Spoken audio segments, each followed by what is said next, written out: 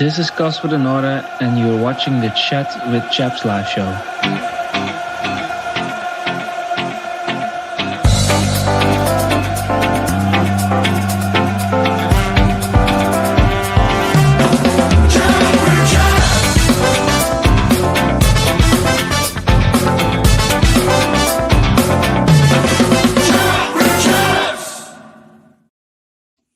Good evening and welcome to the Chat with Chaps live show. I'm your host, Joe Zampa, and guess what? Tonight we've got a fantastic show lined up for you. First of all, guys, make sure you please like and subscribe.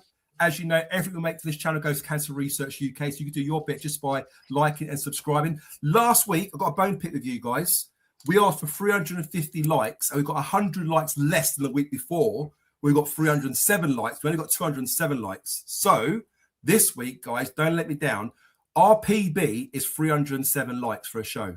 So you need to make sure we beat 307. So if you haven't liked the show yet, make sure you do. If you watch this back, make sure you like the show. Let's get over 307. Let's beat our PB.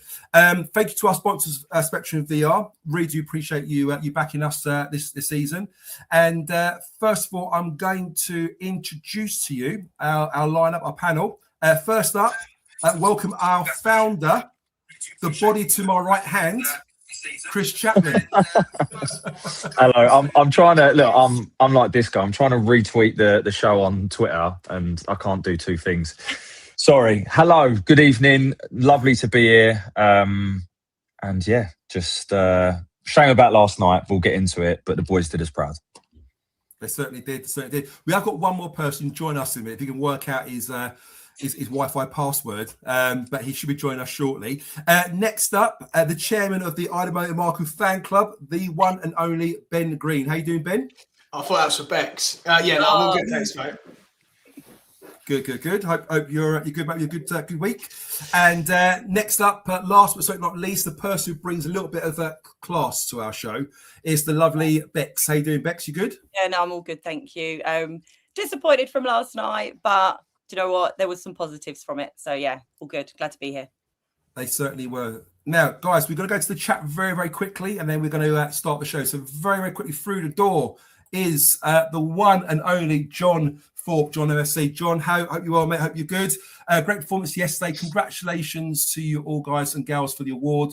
Well deserves. Thank you so much, John. Really do appreciate the support there, and thanks for the kind donation.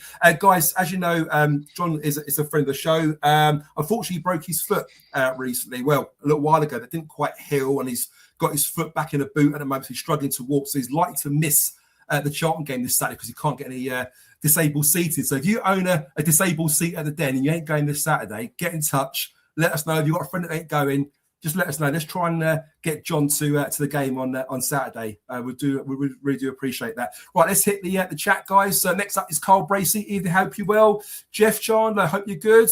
And there's our Mexican friend Aldo Metza. Vamos Millwall. Hey, with a kind donation as well. Vamos. Thank you very much. Biggie in the house. What? How you doing, mate? Hope you good. Dave, good to see you. Dave Turner as well. Hope you well, mate. Fallsy, good to see you. Billy, hope you well, mate. Hope the family good. Mark, good to see you. Husey, hope you're well, mate. Hope all's good. Jeff Cook, are you good, mate? Oh, lovely donation there from Fallsy as well. £10. Huge congratulations on the award. Well deserved and well done for the continued great efforts you put in. Thank you so much. Very, very kind. Andrew Cahill, hope you well, mate. Thanks for the shout there. Alex, hope you well, mate. Bang on time as well. Yvonne, Mummy Bex there. Hope you're good, Yvonne. Oscan, hope you're good. Tommy, good to see you. Chris Brown, hope you're well, mate. Alex, we said hello. Callum, hope you're good. Lion and Waity, hope you're good. George MFC, good to see you. Mark Murphy, hopes all good. Wall Lions, hope you're good. Bobby T, how are you, mate? Hope you're good. Hambo, good to see you. Barry, good to see you as well. Rob Morgan, good to see you as well. Andrew Roberts, evening. Guys, Kenneth, God, we've got coming thick and fast. Over 108 of you in there already. Lee, good to see you as well. There's a game on Saturday, John. I know there is. Hopefully we'll make it for it's a 12:30 kickoff as well, Ben. Ball free, dive free. Hope you're well. JPMC, hope it's good to see you. And I think we're there, guys. I mean, I'm sorry I can't read out all your messages, but look, it's so good to see you. Ollie, good to see you as well. And Craig, good to see you. Evening, Claudia. I know, I blame Bex for that, Craig. But, guys, we made it. We're there. So let's start the show, guys. I'm going to hand you over to to Chris first, not only to get his thoughts on the Watford game. We're going to talk about the Watford game. We're going to talk about the Coventry game, and we're going to talk about transfer rumours and injuries and all other bits we're going to discuss. But let's start off with Chris. Got a few words to share with us before we actually discuss the Watford game. Over to yourself, Chris. Thank you. Yeah. Well, first of all, I just want to say a massive thank you to, where do I start? With everyone that even nominated us for the award. Obviously the guys that produce the content week in, week out. And then everyone that voted. Honestly, it was phenomenal. And even like last night, I bumped into a few of you, and there were so many like well wishes and congratulations. And you know what? This guy even bought me a pint.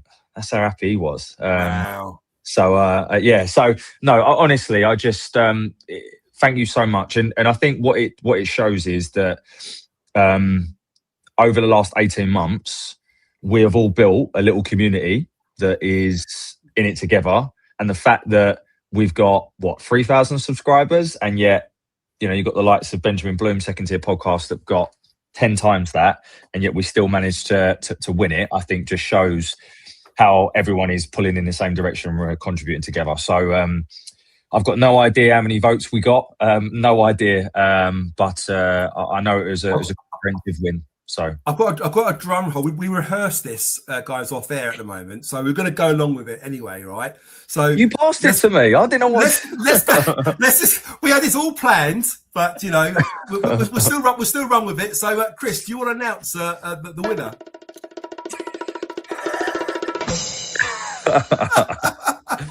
Slick.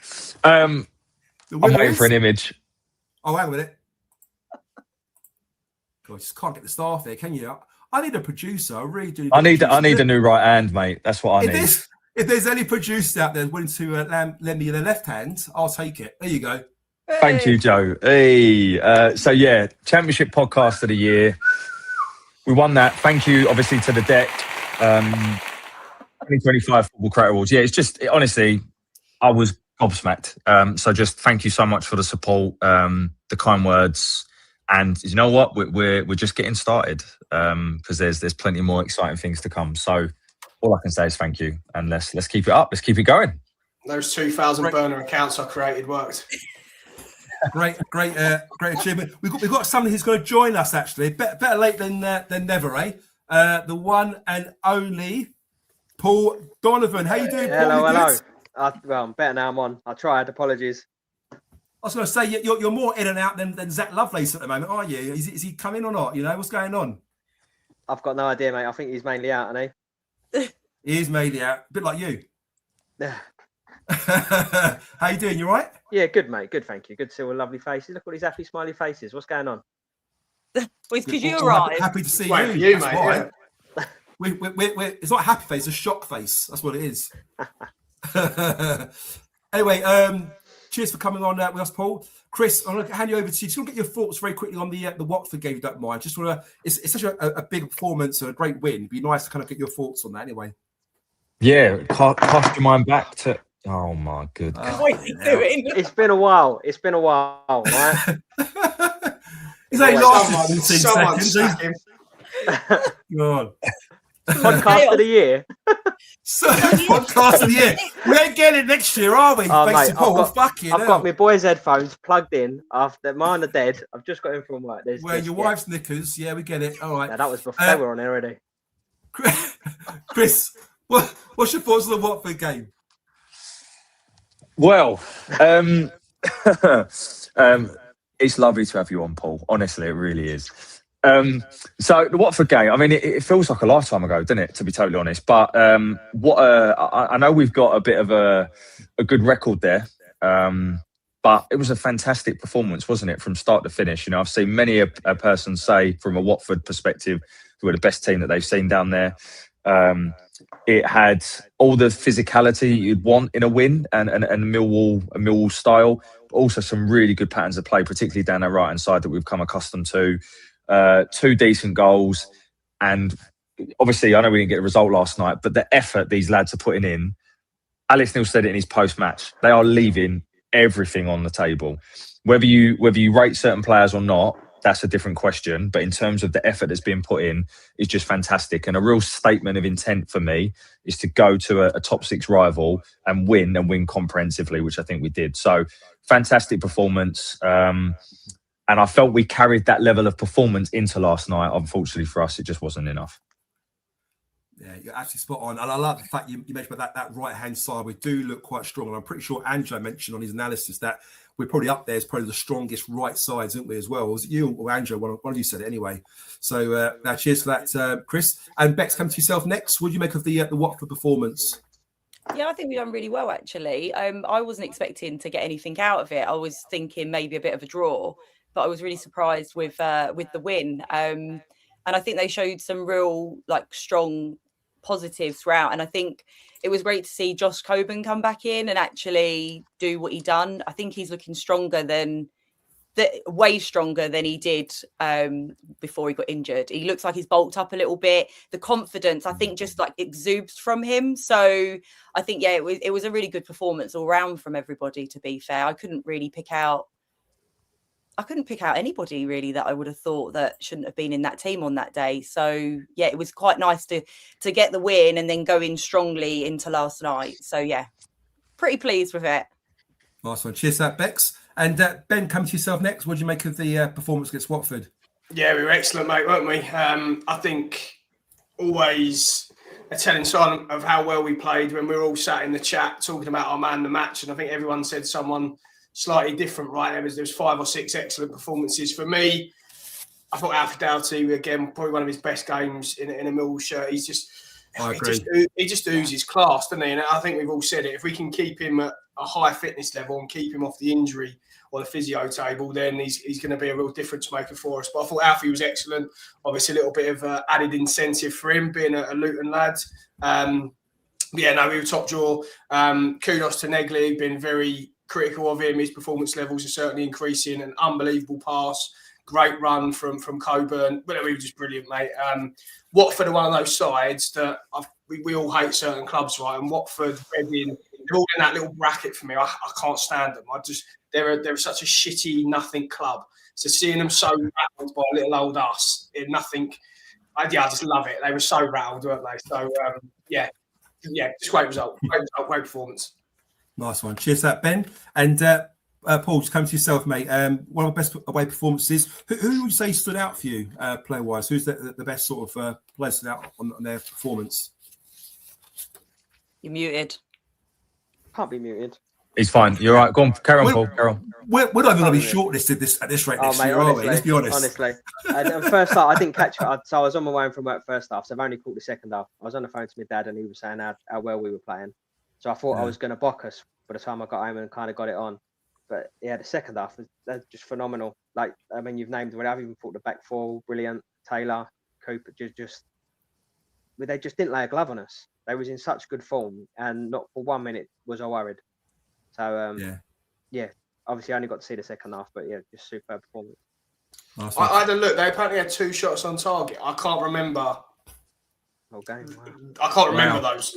There might be a long range effort, maybe a header or something that went slightly wide, maybe. But I'm just going to chuck it in there, guys, in the group. Just whoever wants to go first, go first. What do you think it was a difference between the two sides? I mean, a lot of Watford fans online will talk about how we were probably the best team they've seen at Vicarage Road this season, which is a massive compliment to us from them. What did you put it down to? Did you put it down to just tactics? Was it just good shape? Was it the intensity? Was it transitions, the fitness, confidence? What do you make of it, guys? I think it all kind of come together. I think because we had players come back, and I think it worked. Alfie, I think, made a huge impact on it, and I think him and himself had a big impact on the whole game itself. But I think we did look fitter, stronger. Maybe they were up for it a bit more because it's kind of a bit of a Londonish derby, you could say. But yeah, I think that they just come out, I think, fighting for that. Yeah, the only thing I can add is that the guy that the Georgian fella, you've said his name, chaps, quite a few times. You can pronounce it properly. Chat for Tadzi. That's the one. It. But normally he's every time I see him play, he's the standout player. But just barely noticed him, and I don't know who in particular that was at the midfield. But But yeah, he was chasing us, and it was just nice for a change. Would you make of that loser? He didn't seem to be as strong as controlling, did he? He was a loser. He was great. We played him at the reverse pitch at the Den, weren't he, this season? But yeah, we seemed to kind of keep him at bay, didn't we? Yeah, he couldn't, like you say, couldn't get a kick, spent most of the time on the floor, didn't he? From what I see in the second half, rolling around and moaning. So he did have his knee strapped up. Whether or not that played any part, I don't know. But I mean, he's a quality player. But yeah, again, I think midfield-wise, we dominated. Honourable mentions for Negley. I thought he was brilliant. Again, covers a lot of ground, doesn't he?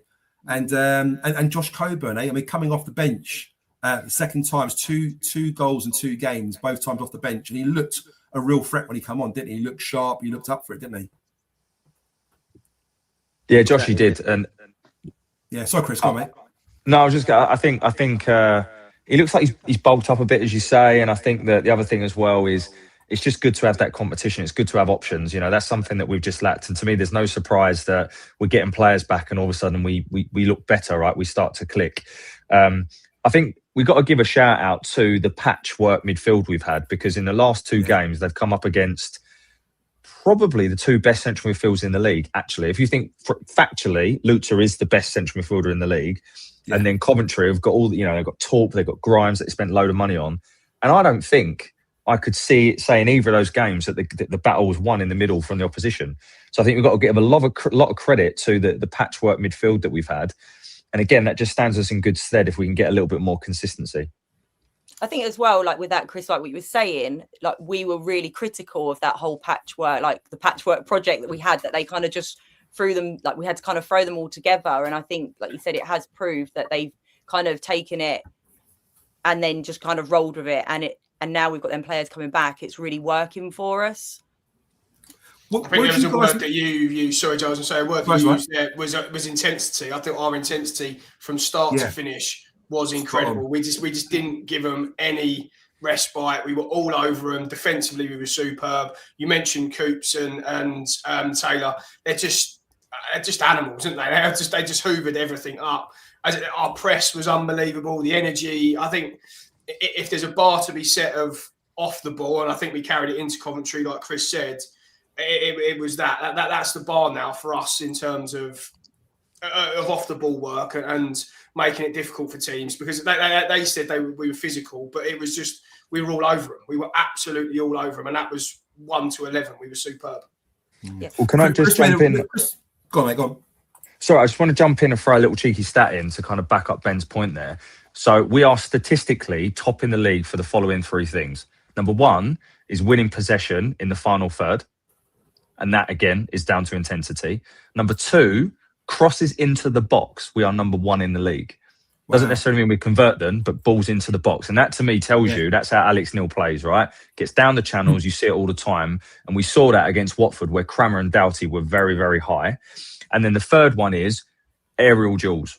We win the aerial duels. And that, to me, no part is down to, obviously, Taylor and Cooper. But Cooper, there's a couple of, obviously, working in Solihull, there's a couple of Coventry fans in here. And they were all full of praise, proactively. I didn't mention him for Cooper. They're like, he's a man mountain. It's like, there's no point putting balls into the air. Yeah. We undervalue him. I say it all the time. And you're, Joe, I'm going to call you out. You've said before about him. Listen, all I said was that's on TikTok, that video. There's been quite a few numbers, that one, with me and you had a little bit of debate on that. I would say that he dictates how we play. We can't play a high aggressive line because he's quite slow on the turn. But defensively, I think he's sound. We play 4-4-2 compact defensively. He just wins everything, doesn't he? You know? He's got his confidence back with playing into midfield as well, I'd say. Him and Taylor are excellent at his passing is very underrated as well, Ben, isn't it? That's what I'm saying, but he's got it back now, mate. I think you can always tell when Coops is struggling a little bit, he goes a little bit more direct. When he's not, he will find those passes into Billy, into Negley like it was at Watford, and he'll break the lines of his passes. He did it even last night against Coventry. There was many times where he was on the ball. My dad was on the phone, he was going, fucking hell, Coops. And he would just knock a ball, fire it into Billy, and we'd get on the half turn. I think it's a telltale sign with Coops is when his confidence is high, he makes those passes. Yeah, great. Paul, I'm coming to you, mate. I think your mic's got a bit of feedback, so we had to kind of mute you a couple of times as we're talking. That's fine. Go on. It's, like I said, if I've got to shoot, I've got to shoot. It's my boys. I've got no idea if it don't work. That's all right. It's fine to have your boy's Spider-Man headphones on. It's absolutely fine. What do you make of Casper coming back into the side, Paul? Obviously, he's been out for, 8-9 weeks, I think. It's been quite a long time with that calf injury. He comes in against Watford, if you recall, and he looked quite bright, didn't he? Are you going to the bloke that didn't he play in the first half and then get subbed off at half time? Sorry, yes, sorry, my mistake. Yeah, sorry. He see started, the first surprising. I'm getting confused with yesterday's game. Sorry, Coventry. Yeah. So you did. I didn't see the first half. So apparently, obviously, played well. Pretend you did. Come on, pretend you did. He was mustard. His haircut's lovely, and he looks like he's been on a sunbed. You just described Chris. But should we? Great performance. Probably arguably one of our best, away performances. If not the season, certainly, for a very long time. I think we should probably move on now because we've got a lot to get through, and we want to discuss yesterday's game against Coventry away. So I'm going to start with Chris very quickly. I know, Chris, you might have to shoot off soon, so we'll come to you very, very quickly first. Just want to get your thoughts on how you felt we played, and look at the stats. We talked about the stats off air, didn't we, before? What did you make of our performance against, arguably the best team in division, right? Yeah, I think, honestly, I've not walked away from a game feeling so proud and pleased with a performance that we've lost for a long, long, long time. I don't know how much it came through for those of you that saw it on the telly, but for those of us that were there last night, the intensity, to use Ben's word, and the pressing. At times I was like, they were doing it in the first 20, 30 minutes. I was like, how on earth are they going to keep this up for 90? They did. And majority of the time, it was the same players. We can argue whether subs should have been made earlier or not. It was a difficult one for us to balance. But I thought they were brilliant. And to me, the difference is when we had that spell of 20 minutes in the second half, we were on top, we didn't take our chance. Then they had one chance with Hadji Wright, and they did. And that is where this is the best teams. They find a way to win. And of course, I think the depth difference is there. They were able to bring on Sakamoto and Talp and, Ellis Sims and incredible, quite frankly, with the greatest respect, we bring on Imaku. And I know there's I'm in the middle on this. I'm not an Imaku hater. Close your ears, Ben. Close your ears. But the levels are just there for everyone to see, right? And I think that's ultimately it. I do think we deserved a point. Every Coventry fan I've spoken to doesn't disagree with that. So we did ourselves proud. And again, although we didn't get the result, I think the performance showed we are in the top 6 on merit. And we deserve to be there. And again, it was a statement of intent. And if we can carry that level of performance through to Saturday, I'm telling you, we're going to give a team a fucking hiding soon. That's for sure. That's a great point. And you mentioned about the Coventry fans. They too online were saying that we are one of the best teams they've seen at their ground this season. They put us just behind Ipswich as just the best team that they faced at home. So that's a massive compliment from them and from the Watford fans as well. Your point there, Chris, is excellent. Can we put that intensity against Charlton at home? Because we often do that. We kind of raise our games, don't we, Bex? When we play against these top 6, top 7 teams, if you like. And then we play against the teams we should be beating, the likes of your Oxfords and your Portsmouth or whatever, and we come short, don't we? So what would you make of the performance? And what would you put it down to, that the success we had yesterday, playing really well against them? I don't know. I think that because obviously we done so well on Saturday, I think that they did take Saturday into last night. But I feel like because of the battering that we got from them before, we didn't want to go back there and have another 4-0 loss. But I think that they knew that they had a job to do, so they went with that plan. I think they done amazing last night, to be honest with you. It was disappointing that we didn't even get a point. And like Chris said, that 20 minutes that we had where we was pushing in the second half, I genuinely thought, do you know what, we're going to get that goal and then this is going to kind of be game over. I really felt it. And then when they got their goal, I just, like everybody, we just all knew that was kind of it. And then they just kept pushing. But I just think that we can't be too disappointed with what we got. We just got to take the chances and actually finish it. You look up how many chances we had and they didn't take them. It was just frustrating. And that's I can't even get my words out tonight. And that's just that's the whole point. You need to finish to be the winner, don't you? At the end of the day, if you don't take your chances, you don't get the points. Yeah, absolutely. And Move on they've to got someone else. a Good message word. here from Sky Blue J, Coventry fan here. Thought it was two good teams battling for the game. Our bench won us that game yesterday, and I make him right. Yeah, they've got, as Chris said, they've got the squad depth there. You could bring on is it Ashanti comes on. You got such quality. Sims as well, and a few other guys. And to Chris's point, we're bringing on the likes of Imarku, aren't we? Who. Yeah, let's be honest, probably League One level, and I'll even put Langstaff in League One level as well. But yeah, we matched them, didn't we, Ben? We went toe to toe with them. Perhaps a draw would have been a fair result. I'll be happy we'll go away from it with a point yesterday. What did you make of the performance and how it ended? Yeah, listen, I echo what everyone else has said so far. It's not often you come away from a game losing and going, you're not disappointed. I wasn't disappointed in the slightest last night. I was gutted because we played so well, but I wasn't disappointed at all. I just come away from it going, to Chris's point, we're going to give someone a spanking soon. I just think it's going to be Saturday. I really do. I think the players are going to be bang up for it. I just see us giving Charlton a spanking. But great for Charlton, yeah. Exactly. Great performance all round. Someone commented earlier, if we switch the keepers, we probably win 2-1. It's probably not too far off it. I've been a big fan of Crocombe, but again, I think he punched the floor after it went in, so he was disappointed with it. We were excellent. Femi was top draw. Billy was unbelievable last night. Genuinely was just the ground that he covered, his passing range. He was brilliant. Ivanovic want to make it. Listen, unbelievable goal. That's what he's got, but he's got to score the other chance. He just has to score.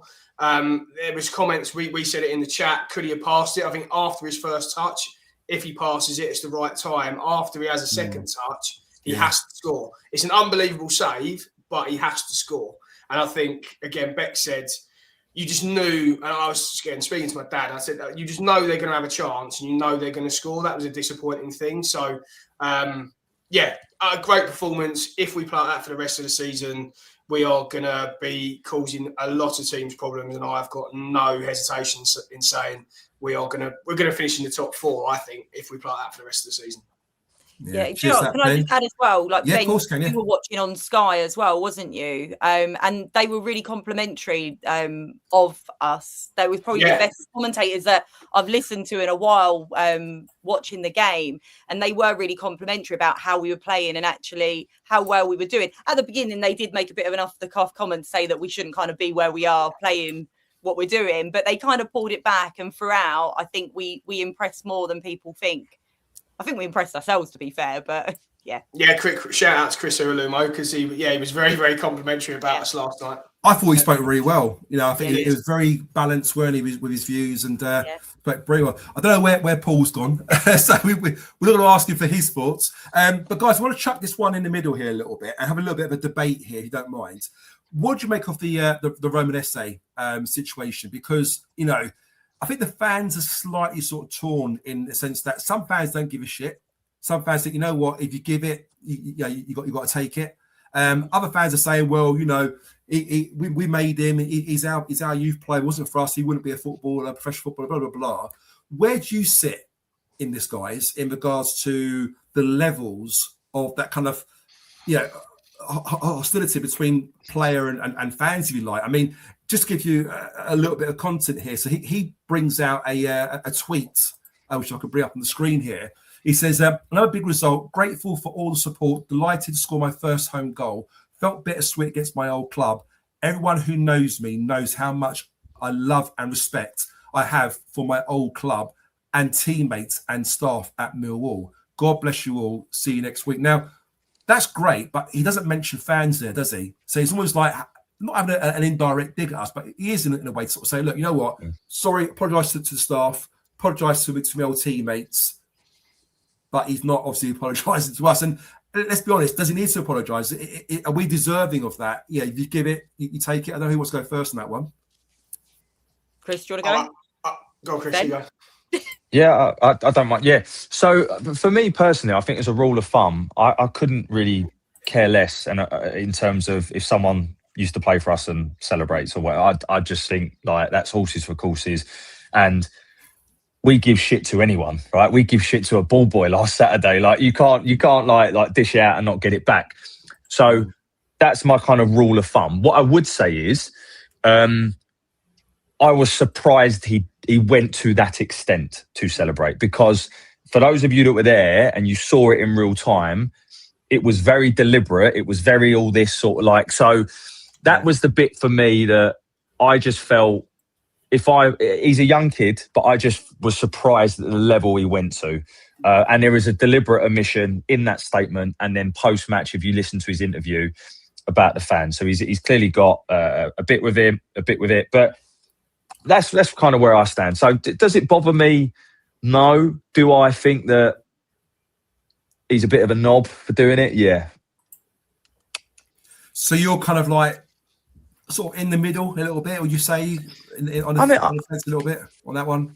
I just think I just think he probably took it a little bit too far. But does it bother me? No. At the end of the day, we give shit to everyone. Is that age, Chris? Is that age, immaturity? I mean, I wasn't there. You were there, right? And I was hearing about fans giving him shit, even in the warm up. Apparently, again, we don't see that on TV. Mate. I wasn't there for me. I turn up 2 minutes before kickoff, so I haven't got a clue what happened in the warm up. But apparently, that's what I was told. Anyway, yeah. Maybe that was true during the game itself. Before, I didn't really hear much at all directed. It was an odd little one, and there was a few little boos and stuff like that. But to me, the way I see it is, and this was how it was treated at Palace during the game. He was booed. There was songs sung, and at the end, there was a mutual respect and whatever. Yeah. That was kind of how it was left. There was the first time, sorry, Chris, interrupt you there. That was the first time we played them, but in the second game, it was a little bit more hostile, that one. I think he reluctantly didn't bother to come over, did he? The first one, we sang his song, Romain Esse, one of our own, blah, blah, blah. Second game, it was a little bit, him touching the badge, the Palace badge when they scored, if you remember. I think that's when it kind of really started. That's when it started getting a little bit, sort of turned a little bit the tide, didn't it, a little bit? I'll finish just by saying that for me personally, thank you very much, Romain, because you've just given us 13 million that we're able to reinvest, pay off part of our training ground. You're never going to play for us again. Happy days. See you later. That's right. I'll make you right, mate. Yeah. I'll come in next, just on the back of what Chris said. I couldn't give two shits about him. Literally, I didn't want him back when people were saying, I'll get him back on loan. Fuck him. He's gone. Leave him. Forget about him. We've got the money. He ain't that good. He ain't going to be a Premier League player. Get over it. Like, that's where I stand. He's getting his abuse, and rightly so, because of the way he's acted. He didn't. If he'd have just not celebrated in front of the fans, he wouldn't be getting the stick that he's now getting. We wouldn't even be talking about it.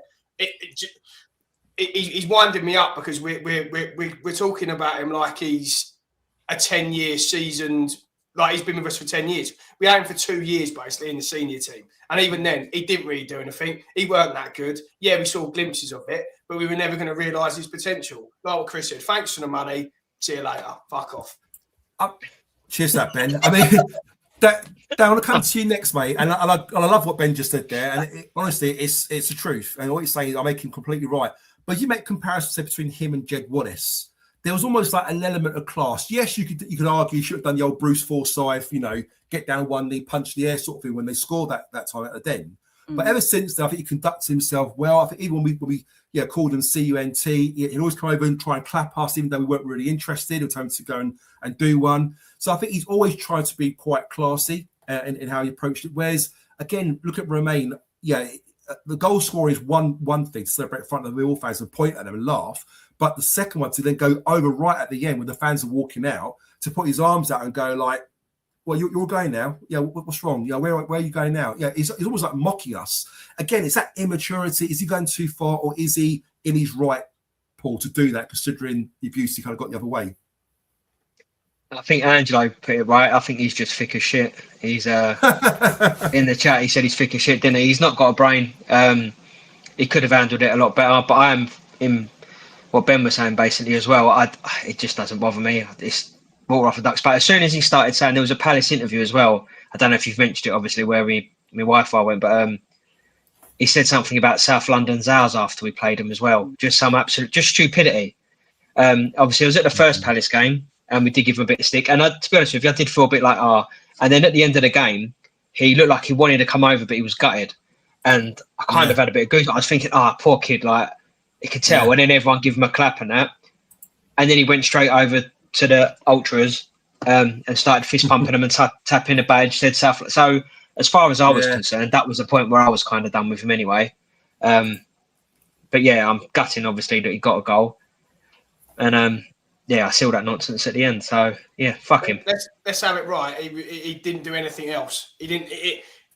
We all said Cromer didn't have a good game last night, and he still created nothing for him. So he ain't that good. Yeah. No, I agree. Guys, in the chat, just be interested in your thoughts. Give us a 1 if you think Esse was bang out of order. Give us a 2 if you believe, you know what, the fans gave it, he gave it back. Yeah, all's fair in is it love and war?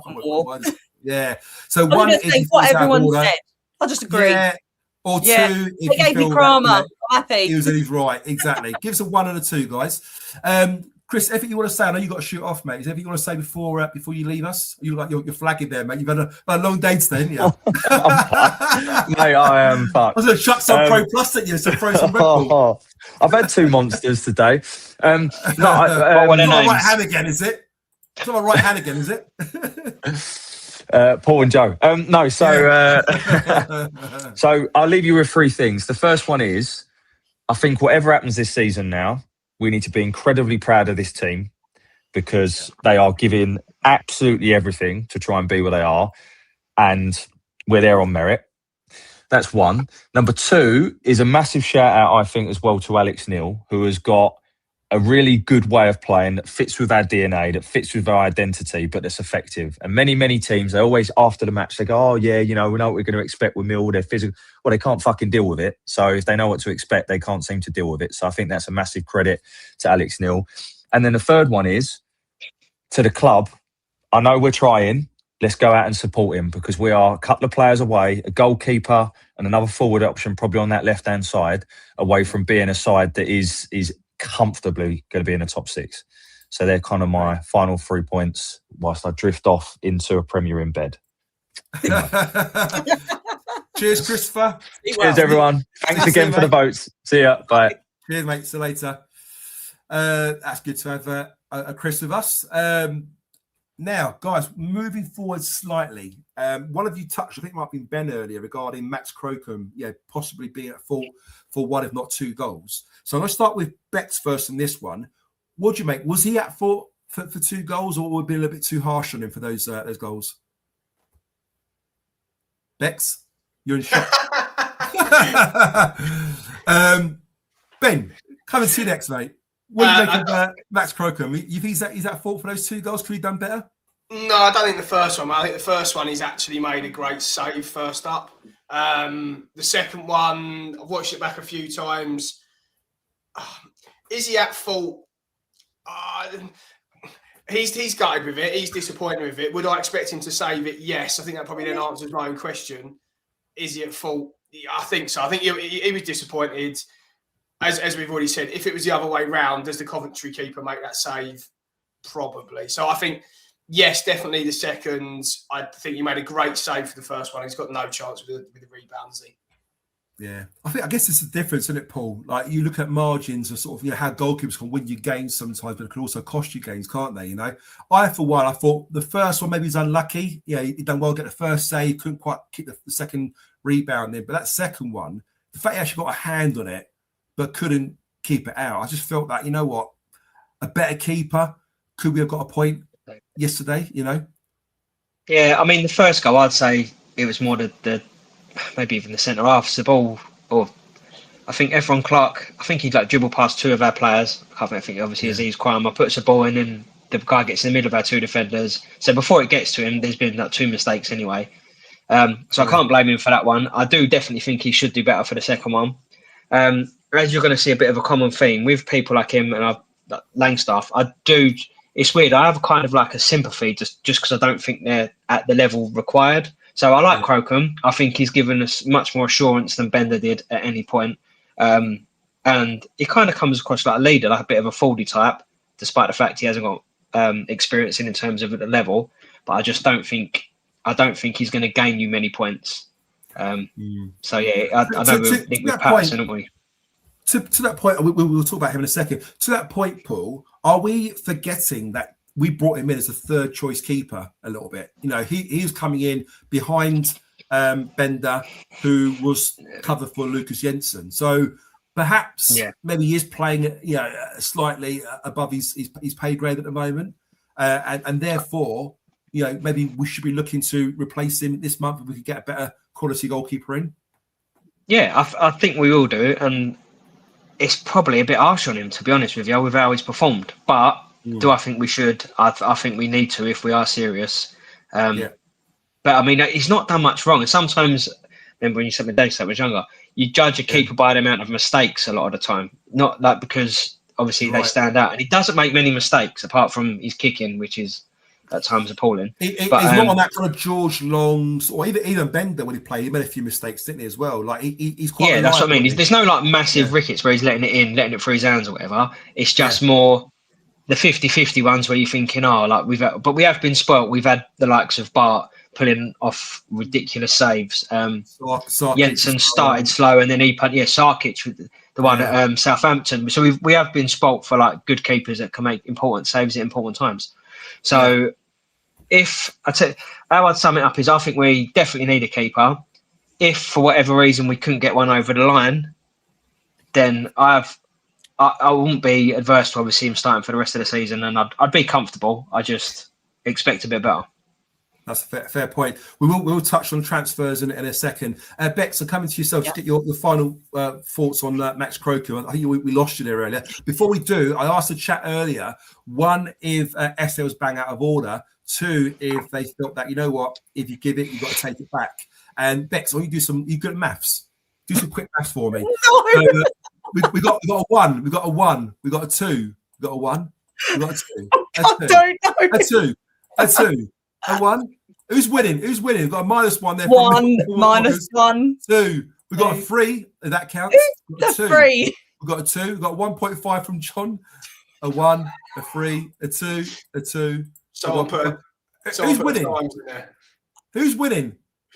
Well, there's too many 3s and 1.5.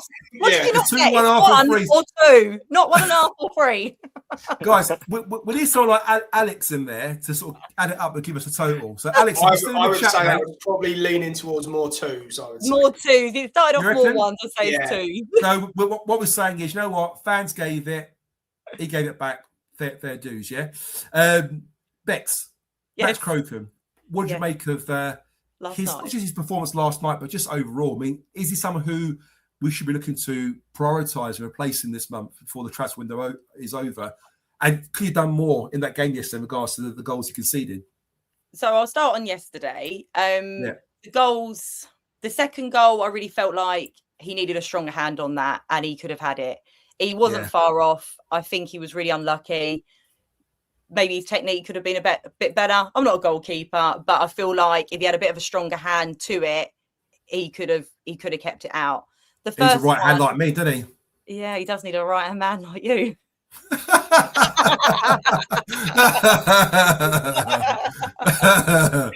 I love Bex's Barbara Windsor sort of laugh, isn't it? Carry on. And then that first goal, again, I think he was really, really unlucky. That's my Sid James impression, by the way. Sorry. It was just bundled in. So I feel like he was a little bit unlucky.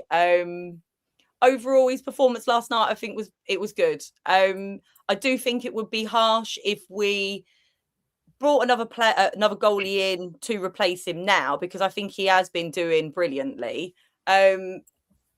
Sometimes it's that kind of better the devil, I think we kind of said that with Bender originally, but obviously Max come in and he has proved himself. But I do think, yes, we do need another goalie. We can't rely on George Evans to be that backup. So yes, we do need another goalie. Whether that goalie is to be a backup for Max, I don't know. But I feel like it might be quite harsh on Max because he has done so well to kind of just go, we get another goalie, we feel that he's better than you, and then drop him. And then we might go back to square one, what we've had with all of them, where they're letting out in goals left, right and centre. And then we could have just stuck with Max. But overall, his performance, I've been really impressed with. And and he has improved, and he has got better. His kicking, like Paul said, is a bit of desired, and it's left to be desired and all that. But I think it has improved. I'm happy with him in goal, but we do need another goalie. We can't, like I said, be relying on George Evans. Yeah. Older Yvonne, Mummy's absolutely disrespecting. She knows that I'm not good at maths. I was a 2+2 is 5 girl at school. So was when you? you said Oh I'm my good at God. maths, I was like, oh God. Even I know that's 3. Oh my God. Disrespect. Ben, this brings us nicely to the rumour, the keeper rumour. So we were touted as being keen to sign Anthony Patterson, who was Sunderland #1 goalkeeper last season. They got promoted. He was a fantastic shot stopper, really sort of performed well last season. He now sees himself second to Robin Rolfs, who's now the first choice keeper there.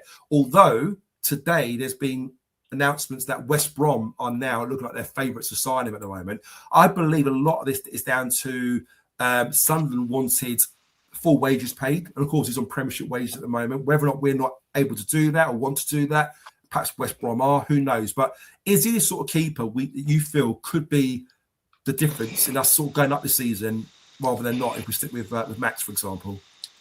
Yeah, I mean, all the reasons that you said there, mate. He was #1 for Sunderland, obviously, last year. He's kind of... he's not #1 now, right?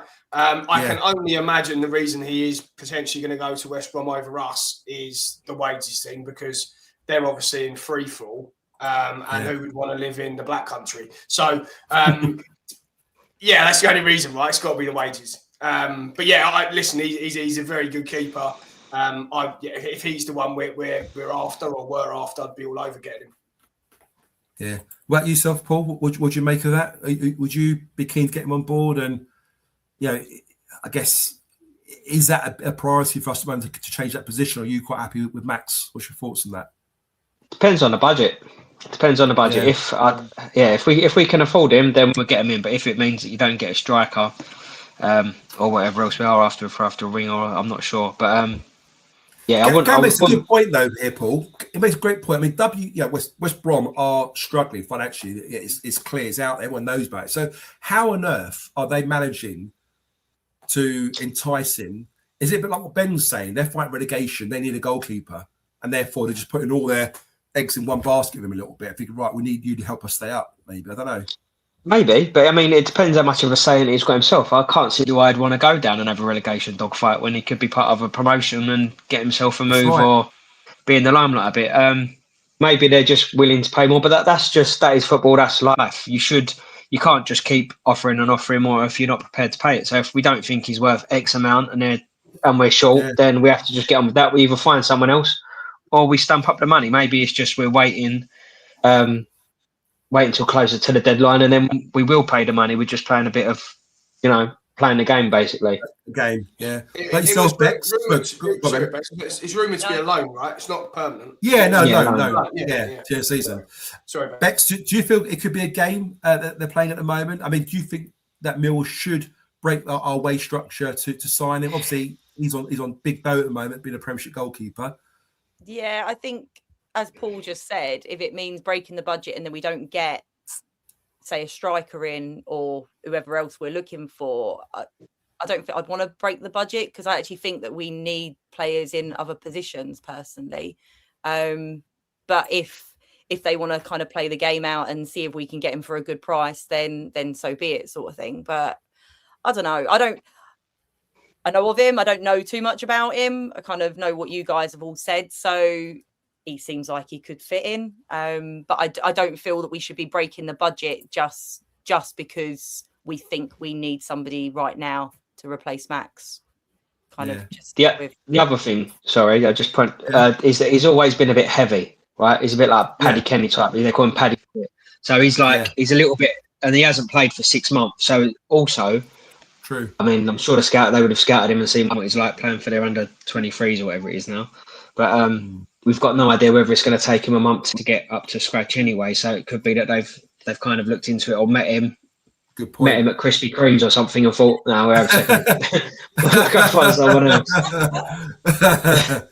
True. You never know. There could be all sorts of things there. They might have other targets that they thought, you know what, they're cheaper and better, or who knows, you know. Ben, coming to yourself next, mate. Another rumour that's doing the rumour mills at the moment is Barry Bannon. Obviously, a player who, yes, despite his age, there's no denying he's a very, very talented individual. You know, very complete midfielder, very fit for his age. You know, has lots of creativity, very good at set pieces. And there's a big, heavy sort of rumour that we're going to be sort of looking to sign him at the moment. What do you make of that? Is that the signing that would suit us at the moment, or does that go against our model of buying young, selling cheap, for example? So more dearer, sorry. Two parts to that question. So I'll answer the second one first, mate. In terms of our model, I think I spoke to Stephen about this, and the model's got to change slightly in this window, because what we're all talking about and what the guys in the chat are talking about, we're in a position now where it's our best position to potentially get into the playoffs and beyond that promoted. So we've got to be looking at players in this window that is win now mode. And that goes on to my answer to the second part of it.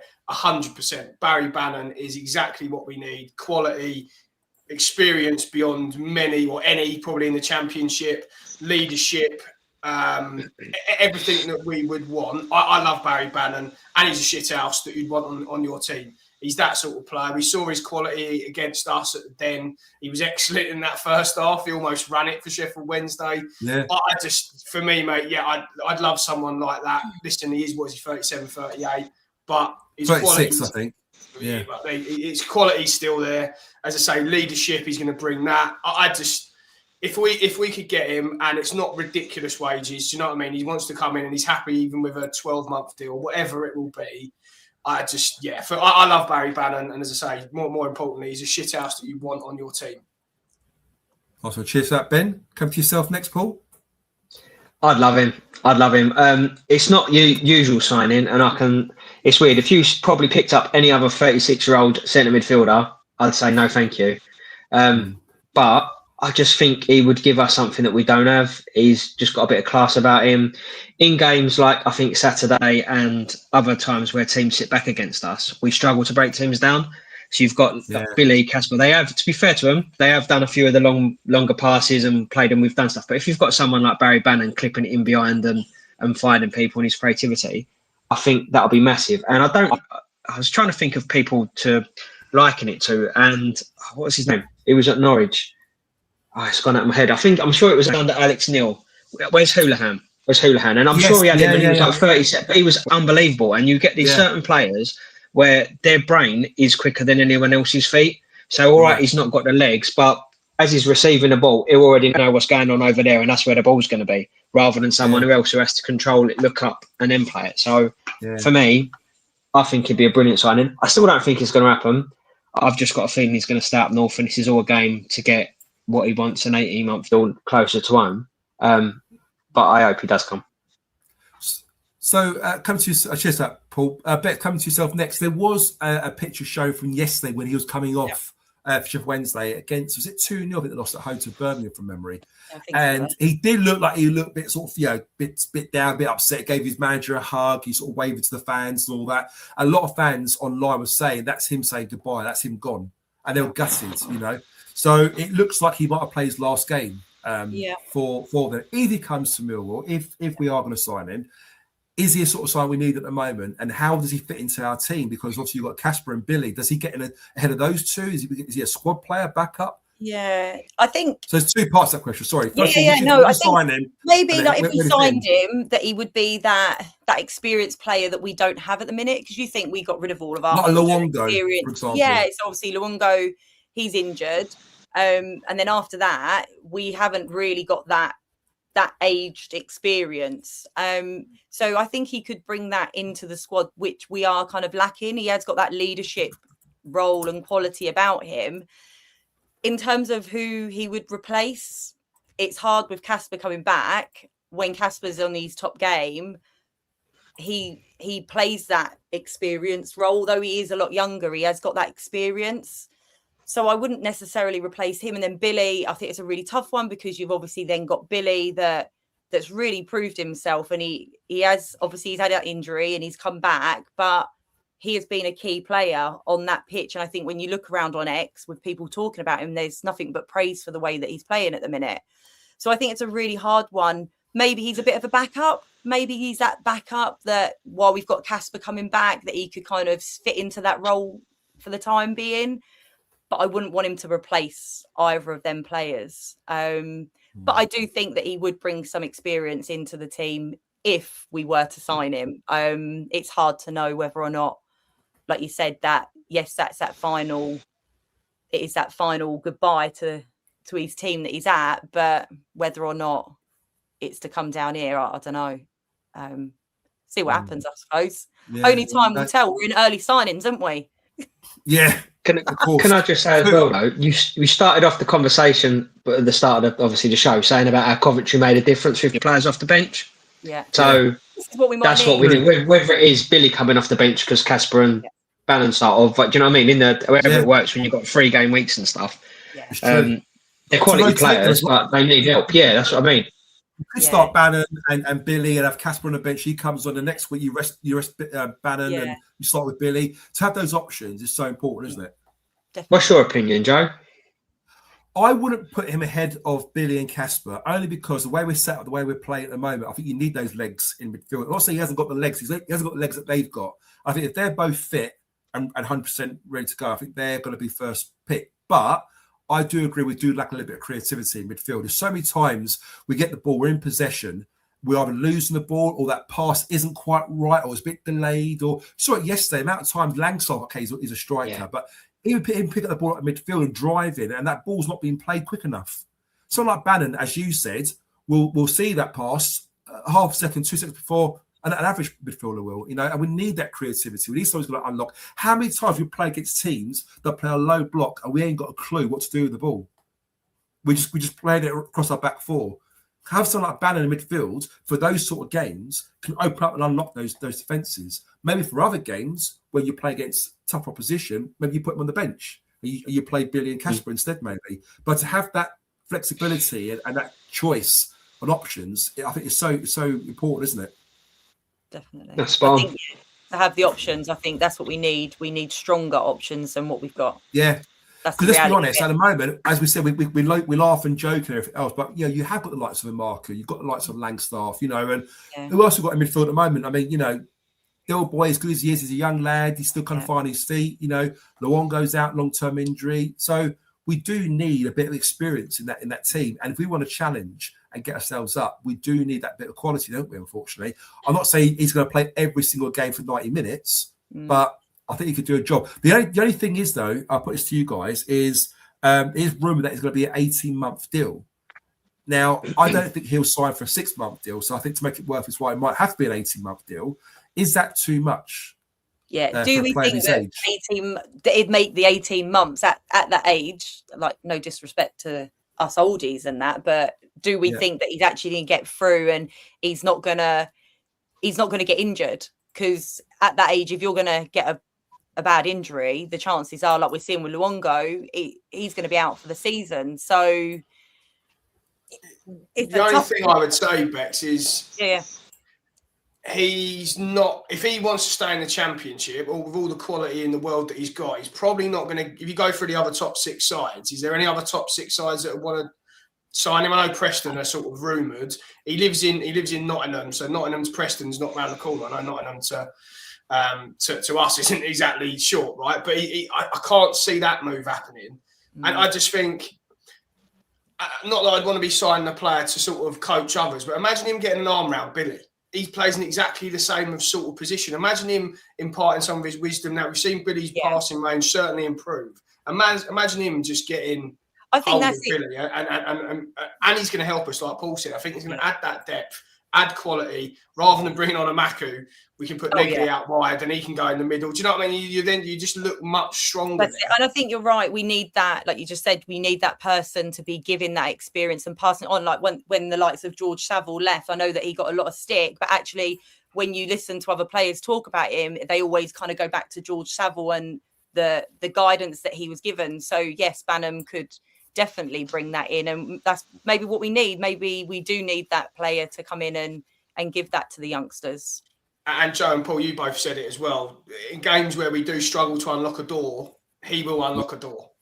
In those games where we do have more possession than the teams, probably Saturday being an example, he will unlock a door. He's that good. So and he can nick a goal. He's good from set pieces. You know, if he gets a chance at the edge of the box, he'll find that top corner. He's got that in his locker as well, isn't he?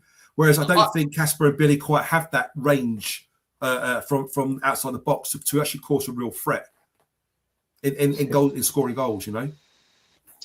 Yeah, Alaska, I've got a couple of bits to add as well that I can think of on the top of my head, and that with Ari Bannon. And that's one, if he does join, he hasn't had a lot of bad injuries, touch wood, in his career. If it doesn't work out for whatever reason, he's going to want to go back up north. So it's not like, don't get me wrong, it's a few, I know. But it's going to be, you might be gambling a few £100,000, which you're not, it's nothing in today's market for, and what you're getting, you're not, if you want to go and get someone like him that's 10 years younger, then you're going to go out, lay out millions and millions of pounds. And the other thing is, with his legs, the one thing I do trust about Alex Neil is that he knows how to build teams. So, for instance, I think it's not like Cooper's resurgence again with having Sturge next to him, someone with pace, is massive. Yeah. Now, that's not by accident. He doesn't, we'll just get a really fast left back and stick him next to Cooper. It's planned, right? And I do think it will be the same with Bannon. He will play a part in the team, and I think he knows it. That's why I think we're favourites. It's because, Alex Neil will look after him in a way that will be like, listen, we're going to protect you here where you're weak. And then what we want to do is we want you to be in this space and we're going to give you the ball to create for us. So I just think it'll work. Has he ever worked under Alex Neil? I was just looking at that Beckham. No, he hasn't. No. And again, it's not like he hasn't been down south. He has played for Palace as well, don't forget. So he's not a complete, he's not a Billy Sharp. From north and left. Guys, we're gonna move forward from Matt Bannon to another transfer rumour. But guys, in the chat, just keep you guys warm so you're not falling asleep there. Number 1, will you sign Bannon? Number 2, no, I wouldn't sign Bannon. Don't ask me to count, Joe. No, put it in the chat.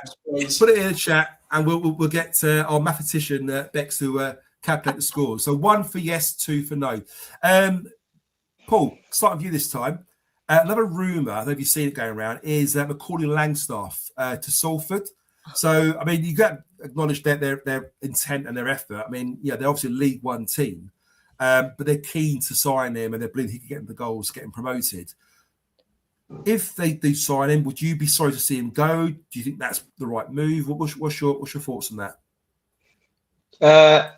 I'd quite like to see him go, but not in an unkind way. I think he's just one of them players where you can't help but like him. He's trying his best, similar to the Crocombe thing. I think he's given us everything he's got. Do I think personally what he's got is enough? No, but he tries. But like last night, like you said, holding onto the ball too long, just that split second, or I don't think he completed like more than double figure. It might have been like 8 passes in the whole time he was on the pitch. But he does give everything. I would be more than happy to sell him, especially if it's permanent as well. It'd be even better. You can kind of wipe your mouth. He can move on and get a good move because they beat. Man City, they didn't beat Man City. They beat Swindon last night, Salford, which means they've got Man City away. So they're going to have a nice big payday incoming for the FA Cup. So hopefully some of that money can go towards buying him out and then we can go get a replacement in. I agree. Cheers for that, Paul. Bex, come to yourself next. Oh, Macaulay Langstaff. Do you know what? I actually quite like him. Sorry, Paul.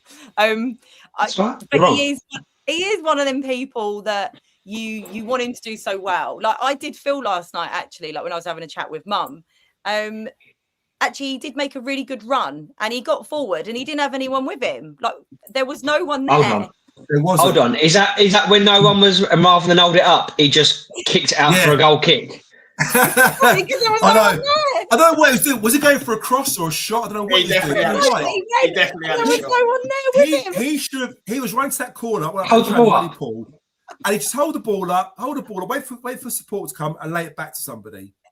But again, that's the intelligence. That's why I think he's championship level. I think it's that whole, like he's a guy, I like him, and you want him to do really well. And actually, I feel like he is doing well. But let's just face it, you'll wait him. So he might as well just go. I could say that I like him as a person, but just not as a footballer. You can't just like him as a person, though, can we? Why not? Yeah, but that's what you're saying. You and your mum are basically saying, yeah, but he's really nice. He's So nice. the bloke at Asda that does the trolleys is really nice, and he really tries his best, right? Nice don't get you into the Premier League, does it, Paul? But Being no, nice. it don't. The reality is he's not going to make it in the Premier League. He's not going to. Oh, that's out of order. He ain't going to make it in the Championship, let alone the fucking Premier League. Jesus Christ, be lucky he makes it in League One. There's a reason why he gets nowhere in League Two. Look, he does seem like a lovely guy, doesn't he, Ben? You know, he really does. But I think, you know, you'd even go as far as saying that he's probably on kind of a Marku level, would you say? Fucking hell, Yeah, don't Billy mate. Jesus, that's how all of that is. No, listen, I feel. I've said it before. I feel sorry for him. I don't feel like he's ever really had. He's best in a 2. We spoke about it a million times. Yeah. He's playing out of position now. He's not a 10. We had a little back and forth with Paul last night. He was very busy. Had loads of energy. But like what you guys said, in that it was important moments. I was more disappointed in the second half. We should have passed it 2 seconds earlier, rather than holding on to it. It's things like that. Listen, he's clearly a grafter. We haven't heard a peep out of him about not getting any game time. So Salford's a perfect move for him. He's going to get a decent whack. He's going to be a big fish in a smallish pond again. Yeah. And that's probably where he's going to end up. He brought a lot of energy last night and he did a lot of hard work for us. But like what you fellas said, the quality is just, it's not there. Yeah. Is he any different to George Honeyman? As in, like, Honeyman did more defensively and Langstaff gets in more attacking positions. But when you're talking about you running around like a blue-ass fly, but then not being able to do the final product thing. Yeah. Yeah, I agree. I think it's similar. The only thing I would say, again, sorry, what I would say, Joe, is I was having a moment. I was thinking about where it was in the first half or the second half. Cheeky fucker, hang with it. Has Born Free Die Free not seen me score at the Den? Born Free Die Free, have you scored at the Den? Have you? Well, you shut the fuck up, mate. I'll show you something now. You read me up now. You've asked for this. No. You've asked for this now.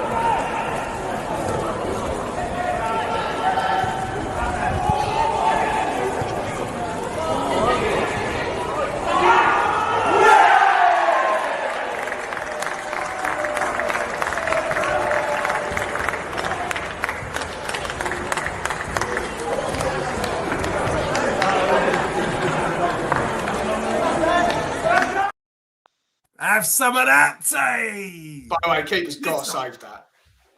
Fuck off. It was croaking. That was a poacher's goal, that was. He had no chance. It's a bit wet as well, so it did sort of skid underneath him. Don't make excuses. I'll leave it, okay. No, only joking. Yeah, there you go, Ball Free, Die Free. Thanks, mate. Cheers for giving me the opportunity to play that for you. Guys, we asked a question in regards to Bannon, and there was more ones. Smashed it. I think like 20. I think it's like 24 versus like 7. I think it was in regards to yes, we should sign him. So that's definitely one. One more poll on here, guys. The chat. Number 1, do we get rid of Langstaff? 2, do we keep him? 1, do we sell him? 2, do we keep him? I was just about to say, before you do that, mate, this is what I was about to say. Who would I rather come off the bench, Langstaff or Amaku? Unanimous in that decision. Like, that is unanimous. Like, because Langstaff is going to work his bollocks off. Well, they're different players, though. Yeah, but that's my point. I would rather Langstaff play wide left than bring Amaku on. So that's my point. Yeah, I agree. Guys, very quick one. You three guys. Sell or keep Langstaff? What would you do? Start with yourself, Paul. Sell. Sell. Bex? 1.5. 1.5? You can't sit on the fence on this one. Come on, give us an answer. I think if we're not going to bring any players in, we might as well just keep him. Well, that's a great point, though. In all seriousness, yeah. Yeah, if he goes, that does mean on a proviso we get another striker in, right? Yeah. We can't let him go and just stick with Ivanovic and Coburn, because even that's not going to quite cut, is it? So a lot depends on what comes in. Is that right, Ben? Have you got the Bailey Cadamartri rumour in this section? We have now. Okay. No, because he's been linked, but again, he's one, for instance. I don't think if you said, we're selling Langstaff and we're getting Cadamartri in, for the long term, maybe, but for as it is at the minute, from now to the end of the season, I don't think that's necessarily a massive improvement. That's kind of a sideways step. Yeah. True. That's a good point, Ashley. You're a very good point. Ben, Ben, what would you make? Would you keep him? Yeah, I would keep him. I would keep him. For the rest of this season, I'd let him go. You would keep Langstaff with. Yeah, I'd keep him now, and I'd let him go in the summer. So you wouldn't look to get rid of him now, force him out now, and force yourself to bring in a better quality striker. Well, in the argument of Paul or the discussion there, Cadamarchi or him, is it much of a muchness? I don't know. I mean, maybe Cadamarchi's got some more upside. Apparently, he did well last night, but he's not prolific, is he, by any means? So I'm inclined to kind of like twist and just see what happens. Like, it's a bit of a gamble, but I think it's worth twisting. I think, you know, if we've got any plans, a real desire to go up this season, and it looks like it might be for the playoffs now, if we do go up, you know, we need a better striker. We need a striker who's going to finish and score goals. And like I said, we said it, many times, for Langstaff's work ethic, and he seems like a really nice guy and all the rest of it. Technically, he's just not up to the standard, is he? You know, and I think you might have to gamble. And it's about timing, Joe, as well, because if you wait till the summer, there's no say that someone's going to go give him that wage. At the minute, he's on a championship wage. And I imagine we're going to want a fee for him. We're probably not going to get everything we paid, but we say we want 400, say we want half of it, 400, 450, whatever the fee is. That money, with the wages you're saving, that then goes into something else. Whereas in the summer, if they get promoted, they might want someone better, or they might not be willing. Sometimes you've got to take what you can get. And Salford are probably one of those only clubs that could do that in the lower leagues, right? Probably not many League One clubs that are going to pay us even that. So, yeah, just laughing at Billy's message there. I wish. If I was a player, I'll come out, Billy. Don't you worry about that. I'll come out. Guys, let's move on now. We covered sort of transfer rumours. I'm sure there's many other rumours out there at the moment, but they're the main ones that have been doing the reels. We now want to talk about, guys, injuries. So, long term, we know Dan Kelly's out, Will Smallbone's out, Lucas Jensen's out, Longo out as well. Joe Bryan's out with a bad toe, it seems. Derek Masusaka is out. Now, he had this bone bruising, didn't he, last game? And I think Alex Neil did say the likelihood that he wouldn't make the Coventry game, and he did make the Coventry game. So there's no confirmation yet, but we're hoping he might be back for Charlton. But there are positives. You know, Josh Coburn's back, Casper De Nor's back, and they're both kind of building fitness at the moment. So, Paul, where do you see our injury at the moment? Are we in a much better place than we were at one point? And, you know, with our squad as it is, who's fit and available at the moment, have we got enough in that to challenge and win these games? I think we're getting there. We're definitely getting there.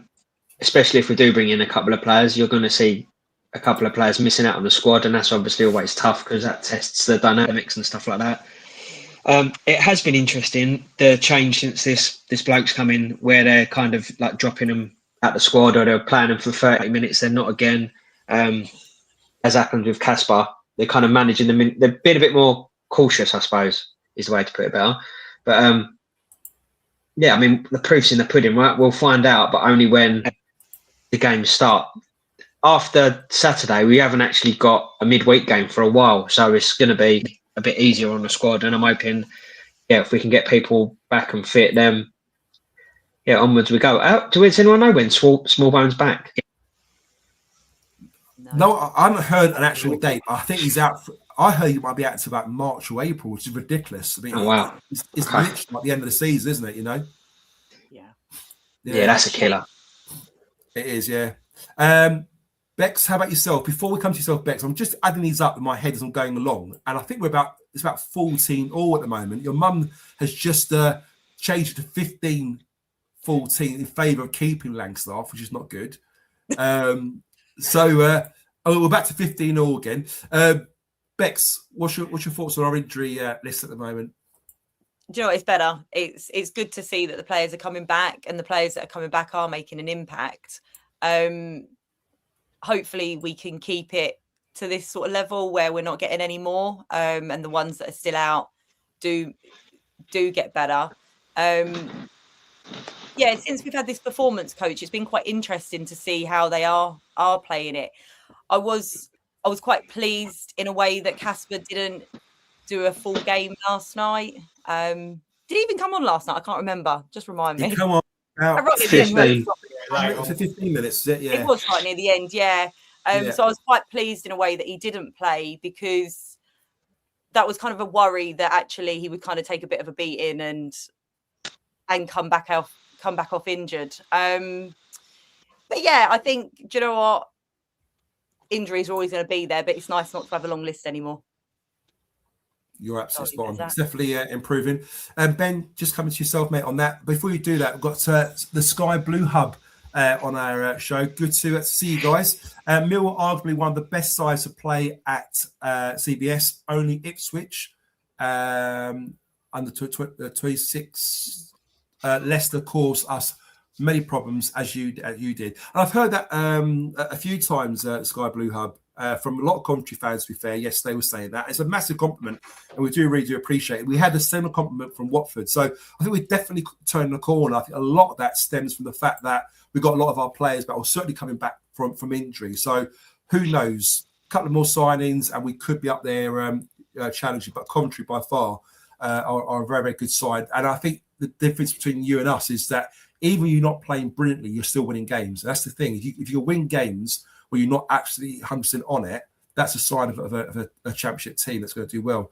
Ben, just want to get your thoughts, mate, on the injury front at the moment. Is it looking better at the moment from what we just read out? I thought it had, and then you read it out, to be honest, mate. And I went, actually, it's not as good as I actually thought.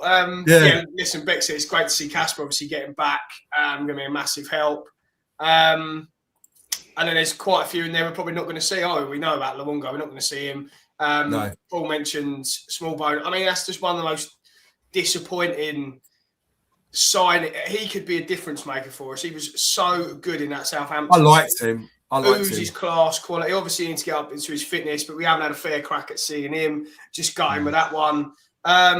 It's rumoured that Sheffield United are after him, isn't they? We're looking to sign him for next season, which is going to be a weird one. I mean, they're building for next year, being in the Championship, right, rather than obviously anything else. But it is one. Joe Bryan's out of contract in the summer, right? Are we looking like we're not going to see much more of him if Sturridge continues to play like he does? True. I've got Doughty there as well. Alfie can play there. He's obviously great. Yeah, he's great. Watford, weren't they? Unbelievable. So yeah, mate, are we gonna not see much of Joe Bryan anymore? Mentioned Derek. Yeah, as I said, I was sitting here going, actually, the injuries have improved. And you read it out, and I went, oh, it's actually not. So we still need to probably bring 2 or 3. I'd say at least 2 in. The worst part of that, Ben, is that the ones that I read out, most of them are all long term. Dan Kelly, Smallbone, Jensen, Luongo. Yes, Joe Bryan come back soon, but again, that's an area where I think we're quite settled now with Doughty and Sturridge. Masasaka, I think we could do with him coming back soon. If we sign someone like Bannon, that gives us a little bit more midfield strength. But I do think we're lacking a little bit of that attacking squad depth at the moment. Another area that concerns me a little bit, guys, and Curtin just mentioned it here, we need another left winger. Bala isn't up to it, and I'll make him right. I don't know about you, but when Bala first come onto the scene, I quite liked him. Him and Aziz seemed to kind of form, I wouldn't necessarily call it a partnership because they're playing on opposite sides of the pitch, but they were a threat on those wings, weren't they? I think Bala was getting the assists and Aziz was getting the goals, whatever. But it just seems like he's been off the ball lately, don't you think, guys? Oh yeah, I think he's definitely not been.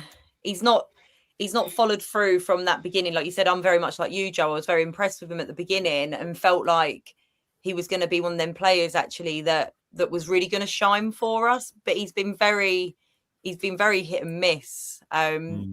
He's becoming, for me, another frustrating player. He's like Maya Maku. He just whoa. He's not quite a Maku, but he's like that frustrating player. He gets so far and he just doesn't always finish it, or he gives the ball away in the time we don't need him to give the ball away. And yeah, he's frustrating.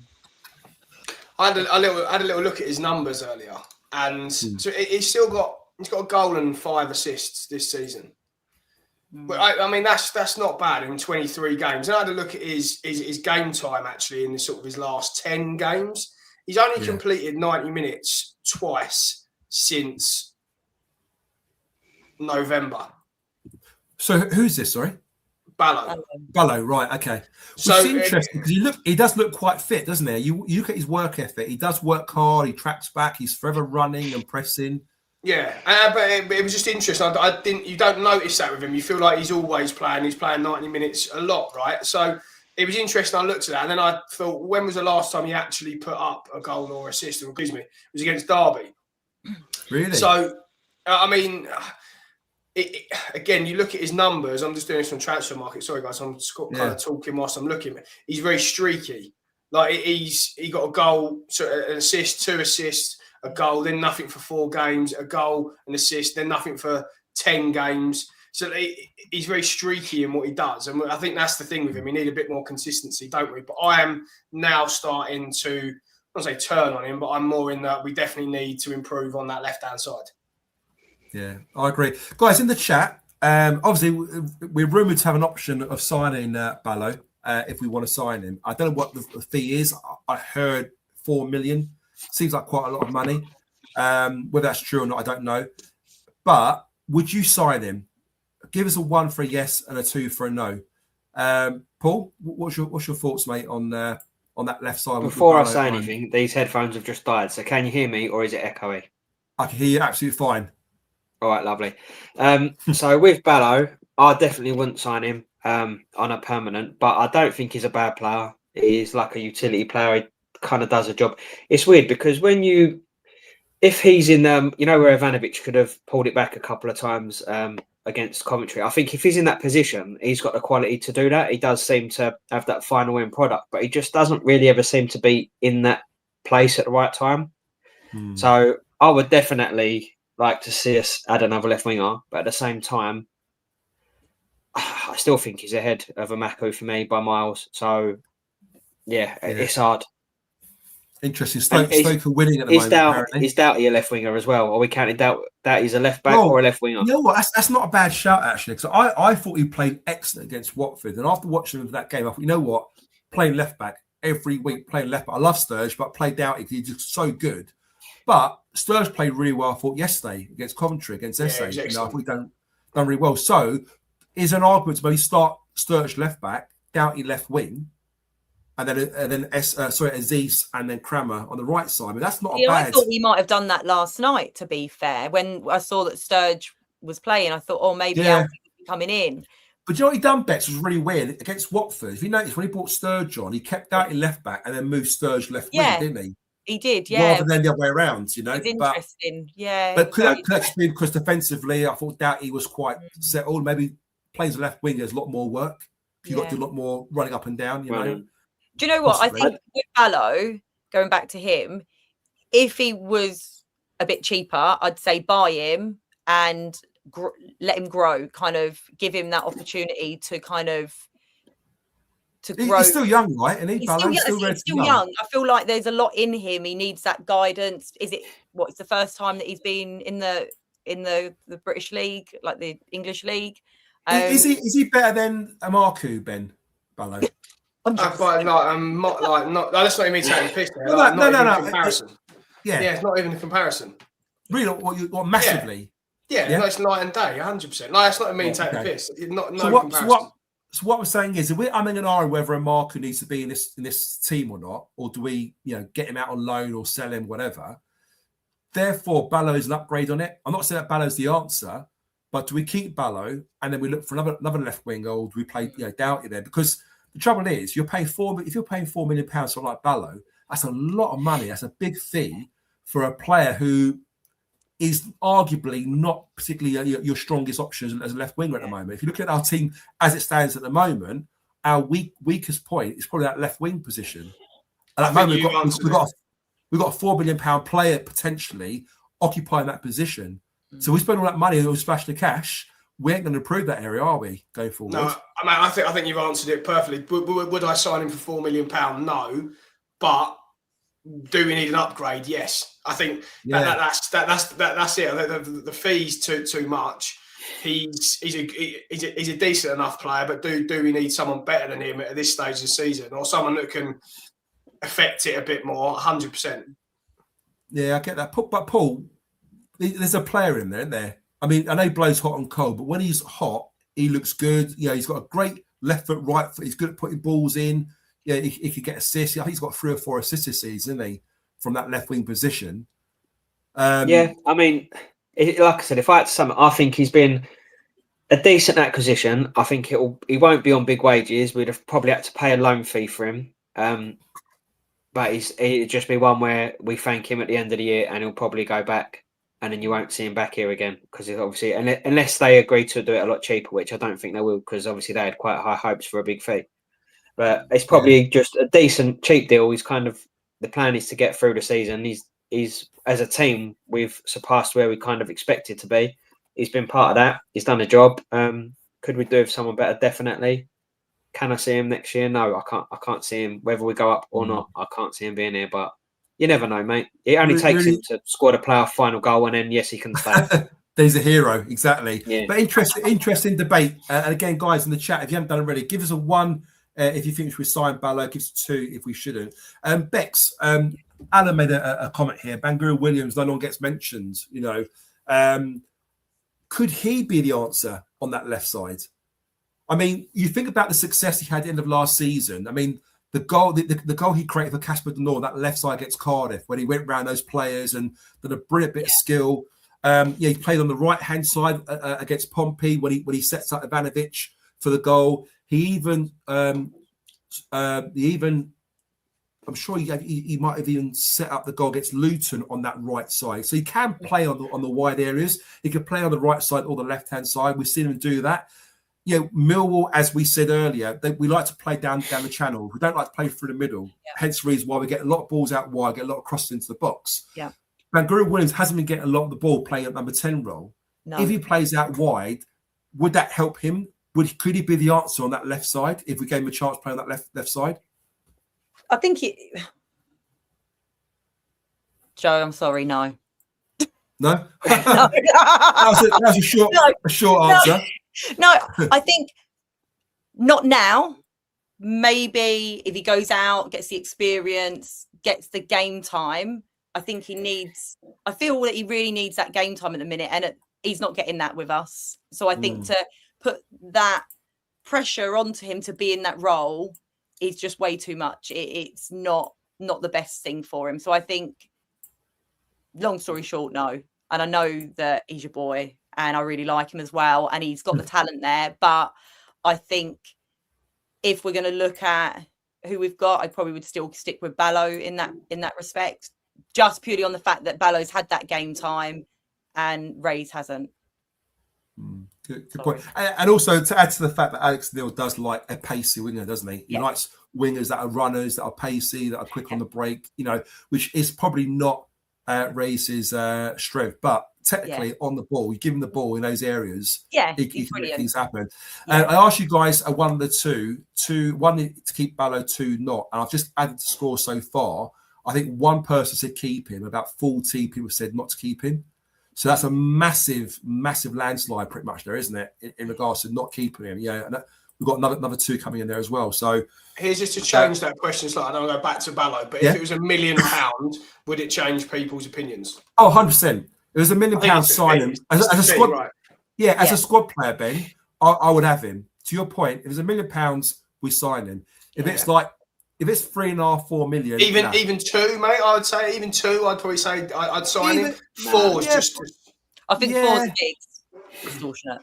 4's a big. It's arguably it'd be a record signing, wouldn't it? Well, I was going to say what we paid. What Caleb Taylor was 3 million, was it? Is that right? Yeah. And we were all going, 3 million for Caleb Taylor. We paid 2.7 for Ivanovic. We paid. Okay, it's installments. 4 to 5 million for Josh Coburn, but I think it's like 2.5 down, wasn't it? And then other bits that are going to add up to it. How much do we pay for Negley? Is that 3.7? I think from memory, 3.5, maybe 3.5. Yeah, so 4 million. Yeah. Mentioning Negley, guys, what do you make of his performance in recent weeks? Are we sort of? Has he turned the corner? What's he added to his game? What's changed? Because he's certainly like a player now, isn't he? One word: energy. Yeah. Energy. He my dad's going to be screaming at the telly. He's going, I said that, I told you that. But energy. Nicky boy. He's lethargic, right? Or has been previously. And we've always said that when you need to affect games, it's by he needs to get around the pitch more. No one's really done his quality.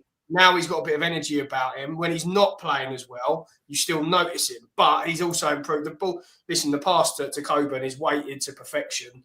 Great ball. Yeah. He's improved no end. I know he was on my hit list. He's off it now. He'll be pleased to know. Listen, credit where it's due. His performances have massively improved. And that's a lot coming from you, because you weren't his biggest fan, was you, Ben? No, I wasn't, mate. No, I wasn't. Yeah. No. Paul, how about yourself? What's your thoughts on Negley? I was just glad that I was right and Ben was wrong all along.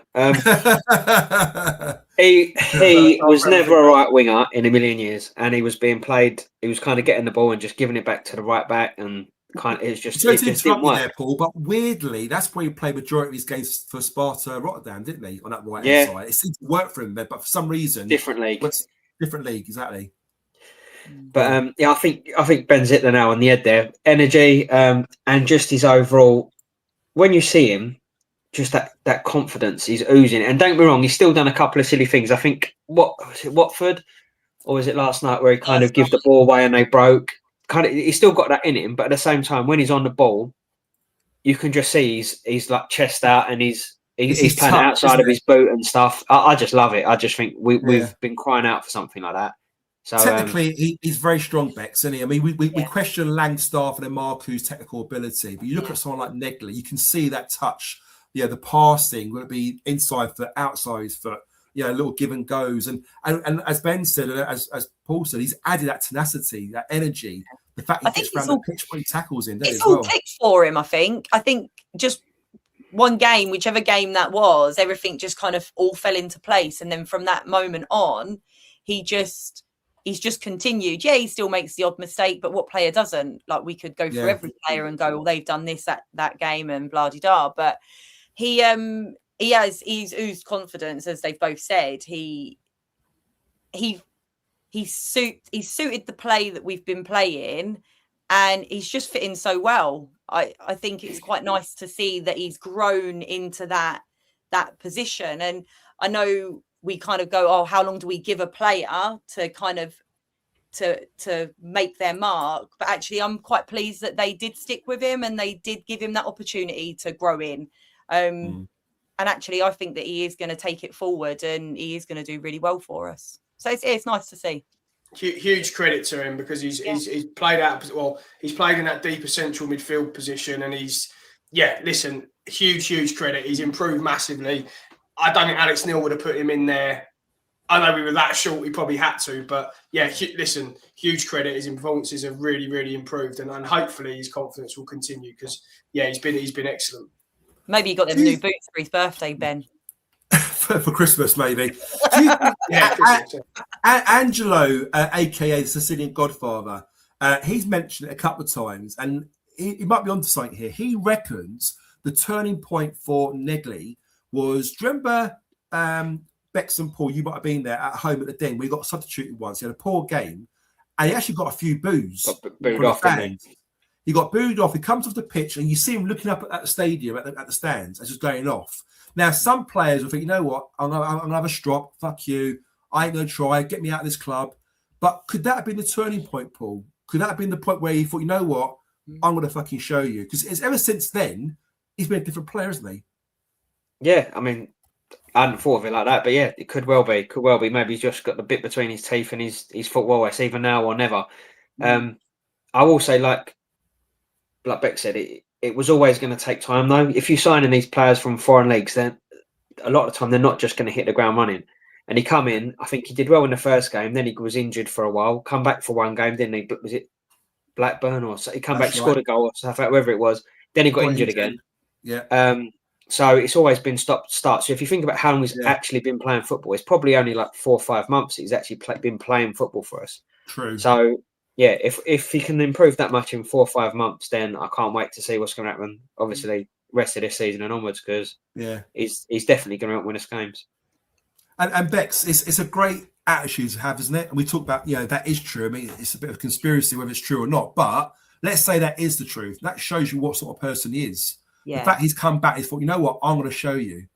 And actually, I think it just shows the sort of player he is. And actually, they're the sort of players that we want. That, the players are going to get given stick left, right, and centre if they do bad. And actually, it's how you take that negativity and turn it into a positive. And clearly, if that's maybe what caused him to go, actually, I really need to pull my finger out. What drove him? Well done to him. Do you know what I mean? Well done to him for actually taking it and taking that opportunity. Because if he didn't take the opportunity, we could still be watching that player that we were watching at the beginning of the season that we were all getting really stressed out with. So very true. Tell him. So Ben, just end off with you, mate, with regards to Negley. Just sorry. Then, hey? Sorry. That's all you got to say. Just sorry. Sorry, Camille. Say sorry, Paul. Say sorry, Paul. I'm definitely not saying that. It's okay. It's okay. No, mate. I think I kind of said it after the last segment about him. Just massive credit. He could have gone in a shell. Paul made a great point. He's had a probably stop-start to his career with us. And listen, it's the hardest league in the world. It really is. The physicality, the energy, the levels of fitness. He's probably had to go for all that, and he's done it the hard way. So look, massive credit to him. As I keep saying, with all of it, it's about consistency now. He needs to keep producing it, and if he does, then we've got a player because he's been excellent. He's turned the corner, hopefully. And I'm sorry, Paul. There you go. Right at the end. Fair play, Camille. Well done, mate, and keep going if you watch this or your fan watches this. Just a couple of comments here regarding Race Bangor Williams. I'll make Alex completely right there. He does look better in a more possession-based team. But another comment here from Ben the Beaver was Reis in the 10, I think, but he needs experience. Now, the difference is, I agree, I think that's his best position in the 10. The trouble is, the 10, we said before in previous shows, the 10 at Millwall isn't the way as we interpret a 10. The Alex Neil, number 10 role, is more of a defensive role.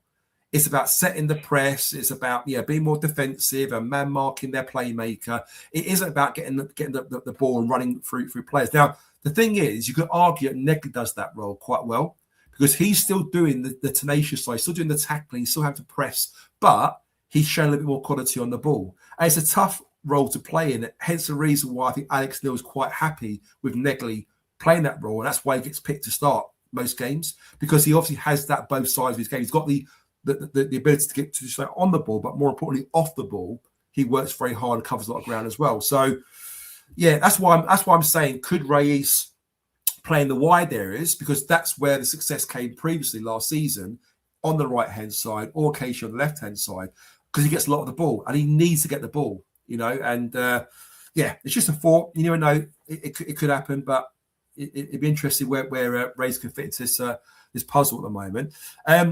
Guys, we need to just end the live soon. We've gone on for over 90 minutes now, so we're going to be wrap up in about another 5 or 10 minutes. Bex, Charlton, Saturday.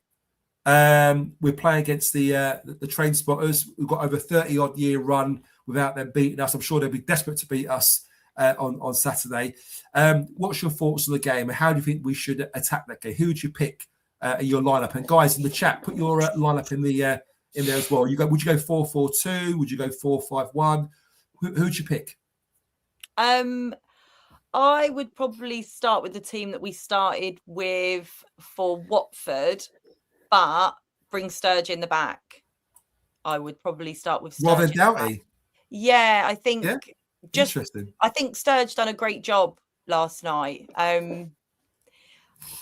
I've been doubting him slightly, but actually I think last night he proved that he could take on these bigger players, and actually he's got that ability. So I'd bring Sturge in, and then I think start Kasper off, give him the minutes, and bring Josh Coburn on a bit later on in the game. I don't think he's quite ready. I don't think he's quite our starter at the minute. So I'd probably keep it that way, to be honest with you. But just bring Sturge in the back. Interesting. Cheers that, Bex. Ben, how about yourself? I'm with Bex. It's 100% start the same team at Watford. I would play Doughty. The only reason why I would is because we're going to have more of the ball. So he's going to play in a further up position. He's going to be the one that's going to be affecting it. I think Sturge played last night because they probably were worried about Esse a little bit going the other way, and he had pace to defend him, whereas Doughty probably wouldn't. So, I think we're going to have more of the ball. We're going to have players who are going to need to affect it higher up the pitch. Negley, Doherty, all those players are going to be key for us Saturday. But yeah, I'm starting the same team that was at Watford. Awesome. Cheers, Ben. How about yourself, Paul? I'm torn. So part of me thinks we're going to go 4-4-2, and that's the reason Coburn didn't play much last night. I'm in They that play camp as well. They play three at the back, and they're all big lumps, and they're very good aerially. So I feel like we could pin them in a bit if we have two up front. You can imagine that Ivanovic will get eaten alive by their defence. Yeah, and it happened at their ground, didn't it? When we played them in the reverse fixture, if you remember. So I think you're right. So I think it'll either be a 2 or it'll be Coburn in a 1. But I definitely agree about. I think that it will be at left back. He'll have the ball in front of him, where I think he's better anyway. When the ball, the game's in front of him, I think he plays better. The hard thing is I can't see him dropping. Obviously, Camille, and I think he'll have Billy and Casper. So that's the only reason I'm thinking it's going to be 4-4-3-3, 4-5-1, however you want to word it. One thing I will say, and this isn't even to wind you up, I promise. I think he's going to start a Mako. Really? Yeah, I do. I think they're gonna sit back, right? They're gonna sit back, and I've just got a feel. I might be wrong, but I feel like he didn't play against Watford. He didn't play last night. Obviously, come on, 7-8 minutes, whatever he did. But I've just got a feeling. We're saving him. We're saving him for Charlton. But then, but you've got to break teams down. Surely to have a Marku, you need to have that space to exploit at the back. And if they're going to be sitting back in a low block and we've got to try and break them down, I don't know whether he'd be the answer, would he? No, but like I've said to you before, when I was on here last time.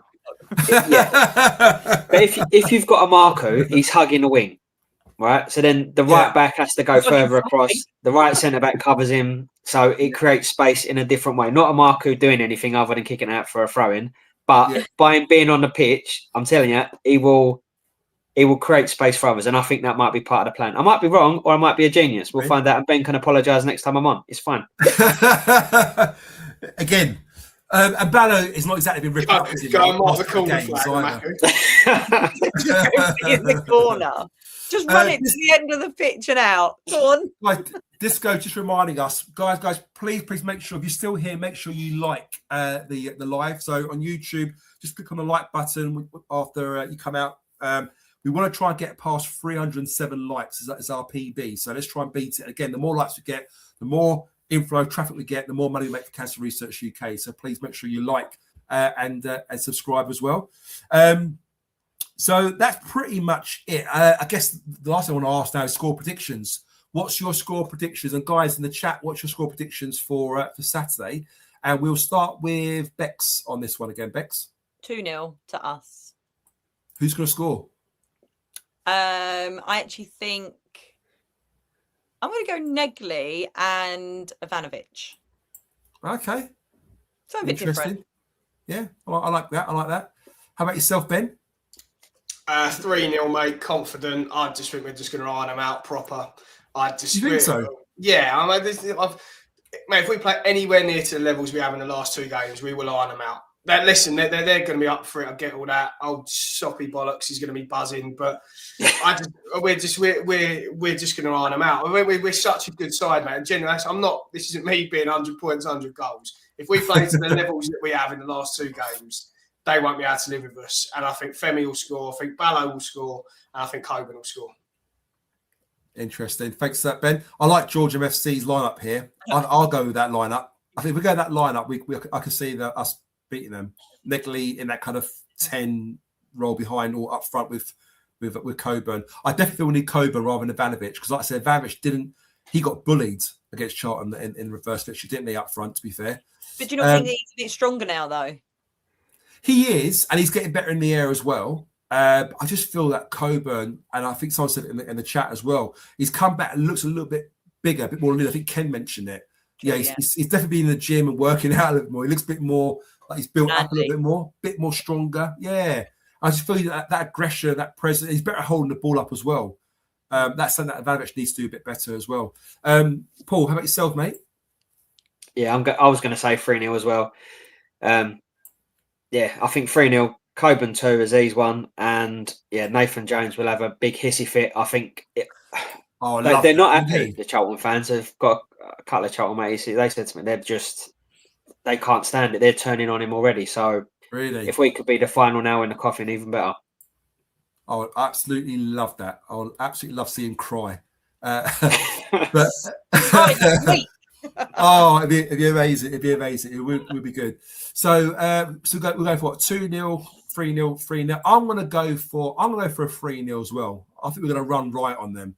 I think if we take, as Chris said earlier, if we work as hard with the intensity we had against Watford, against Coventry as well, to that level, and not drop our levels because we think, oh, it's only Charlton, we should be able to demolish them. My theory is we're going to go in there, little laxy daisy, they're going to frustrate us, nick a goal, and then we've got to try and break it down, which we can't do. And I don't know when we're going to sign Bannon, certainly not in time for Saturday, so we've got no one really to open up their defence and try and create anything. So, yeah, if it was any other game, Joe, I'd say possibly. But the fact it is Charlton, I think, plays in our hands because it's going to be buzzing, right? So if it was just a Pompey, someone else down there who was struggling, you might see that. I just think it's another good game for us to keep the energy levels up, and the crowd are going to, let's say, it's going to be rocking. So I just see us running, like you said, running right on them. I really do. Yeah, I think George mentioned earlier as well. Gavin Ward, the referee, is going to be refereeing the game, but it should be fine. He's a Hull fan, isn't he? So it shouldn't make much difference. But in all seriousness, him being in charge, Paul, could that be a deciding factor? He doesn't particularly like us, does he? Very rarely gives decisions our way, does he? I don't think any of them particularly do, mate. So No, it's just another obstacle in a way. We're not going to get anything for nothing. At the same time, I'm sure we've got a decent record with him, despite his decisions. So hopefully, I think we're going to be that superior to him that it won't matter. I really do hope so. We've got to fly out the traps, haven't we, Ben? We really got to make sure we go out there and hit him hard, don't we? Yeah, I think so, mate. Yeah, and I think we will. I could see us being 2-0 up inside 20 minutes. Genuinely, I think if we, again, keep talking about that energy, if we have that energy and quality that we have had in the last couple of games, I could see it being 2-0 at half time and it's game over then.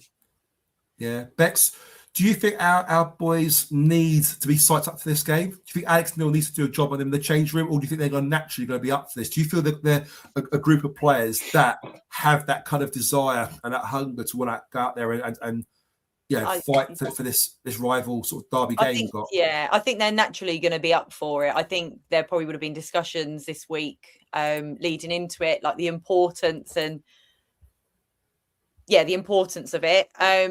So I don't think Alex Neil is going to have to rile them up too much to get out there and do it, because I think it's just going to happen.